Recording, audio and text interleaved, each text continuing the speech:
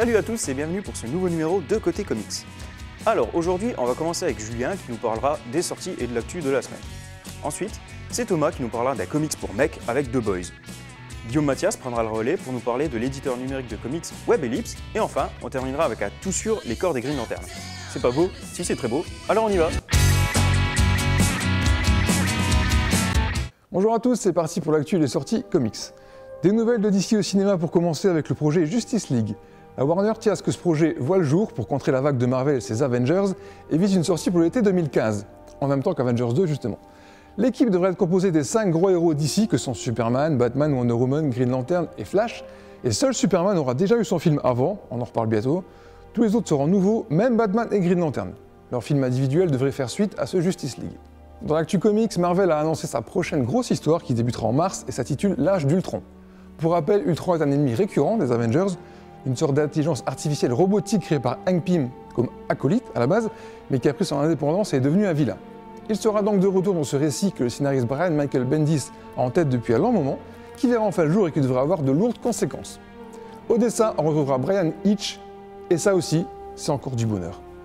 De temps à autre, dans l'histoire du comic book, comme ça, il y a une série qui est au-dessus du lot, qui est un véritable chef-d'œuvre et qui dépasse toutes les frontières pour devenir une pièce majeure de l'art et de la culture moderne. Rien que ça. Et c'est le cas du Sandman de Neil Gaiman.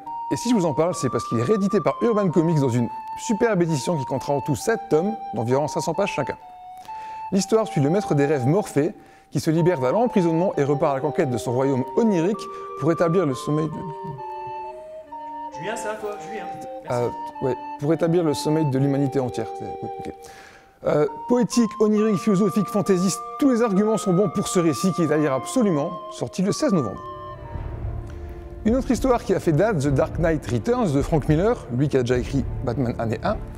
Dans un futur dystopique, Bruce Wayne, quinquagénaire, est à la retraite, mais va remettre le costume de Batman pour sauver une fois de plus Gotham City au bord du chaos. Un récit ultra violent, réaliste et très engagé qui a marqué l'histoire des comics et de Batman. Les DVD et Blu-ray du film animé adapté de ce récit sont aussi compris dans l'édition, en vente lui aussi depuis le 16 novembre.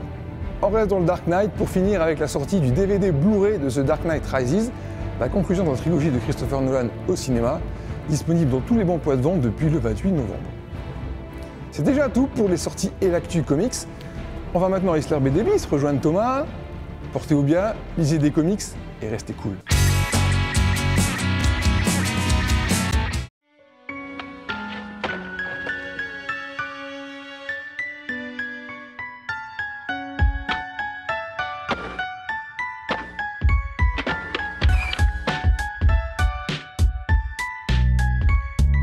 Bonjour, aujourd'hui j'ai décidé de vous parler de The Boys.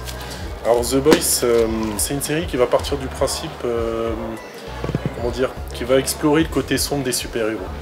Donc The Boys va imaginer qu'il y a des gens qui ont des super-pouvoirs, et va se dire, si des gens avaient des super-pouvoirs, est-ce qu'ils abuseraient pas quand même un peu de ces super-pouvoirs?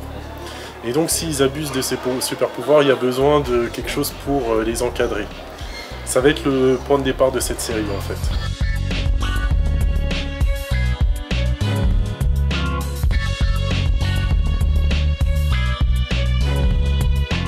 C'est une série qui n'est pas du tout tout public. Va y avoir beaucoup de gros mots dedans, beaucoup de violence, pas mal d'humour.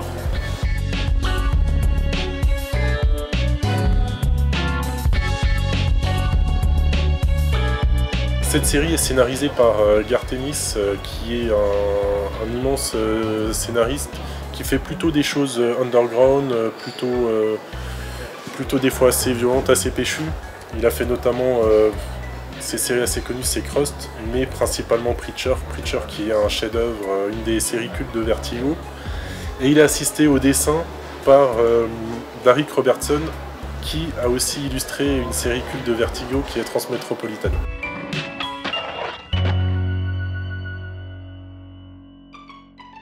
C'est édité aujourd'hui chez Panini Comics. C'est disponible, on peut le noter parce que c'est pas toujours le cas, en plusieurs formats. Donc il y a les formats souples qui vont jusqu'à aujourd'hui, je pense, au tome 15. Et Panini les édite en parallèle en version hardcover, en couverture rigide donc, qui regroupe à chaque fois plusieurs albums souples, et il y en a 2 pour l'instant. Alors c'est une série qui est déconseillée aux plus jeunes, aux âmes sensibles. C'est une série assez violente, assez trash, avec des dialogues assez crus, mais très humoristiques et très mordantes. L'équipe de Côté Comics s'est rendue à Marly, le festival BD, et a fait la rencontre de Guillaume Mathias, qui du coup va nous parler de WebEllipse, l'éditeur numérique de comics. WebEllipse, c'est une application qui a été développée par Thierry Marx et moi-même pour tablettes tactiles et smartphones. Donc l'idée c'était d'avoir des bandes dessinées numériques, des comics surtout, qui soient des comics un peu à la française de la région. Les séries qui sont disponibles sur WebEllipse en général ce sont des séries de French Comics qui sont éditées pour la plupart par l'association Philactère, donc notamment VHB, In Vitro ou Bertrand Kefterian. Il y a aussi des bandes dessinées inédites qui ont été créées spécifiquement pour WebEllipse à la base, comme Steam West et Jeanne d'Arc, qui depuis ont une édition papier qui suit. Mais il y a aussi d'autres personnes qui viennent de l'extérieur, comme Starella, Rage, etc. Alors, WebEllipse, il y a 2 modes de lecture particuliers. Le mode page, c'est-à-dire lire une page en entier, de manière traditionnelle, donc sur une tablette tactile, c'est parfait.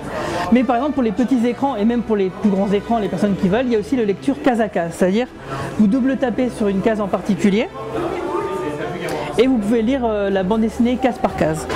Donc il suffit de taper une fois à droite pour avancer et une fois à gauche pour reculer. Pour enrichir la lecture, nous avons rajouté aussi des fonctionnalités, c'est-à-dire du contenu enrichi avec des liens internet. Par exemple, quand on est en mode casage, vous double tapez, il y a un petit symbole qui apparaît en haut à droite de la case, ça veut dire qu'il y a du contenu interactif. Et ce contenu interactif, souvent sont des liens internet. Par exemple, là, l'histoire se passe sur l'ancienne base aérienne de Marly-Frascati. Donc du coup, ça mène sur un site internet qui raconte son histoire. Donc voilà, ce sont plein de petites fonctionnalités, c'est des petits bonus, c'est des petits détails, mais ça participe grandement à montrer, à apporter de l'intérêt à une lecture en BD numérique. Alors aujourd'hui dans Tout Sur, on va faire un point sur les corps de l'univers des Green Lantern. Vous allez me demander pourquoi? Pourquoi? Mais pourquoi? Merci. Tout simplement parce que Blackest Night arrive à grands pas en France. C'est un très gros crossover et donc vous devez être prêts. Il sera édité par Urban Comics. Alors, on va commencer notre petit Tout Sur avec le vert, forcément, vu que c'est les Green Lantern, donc il n'y a pas vraiment de surprise.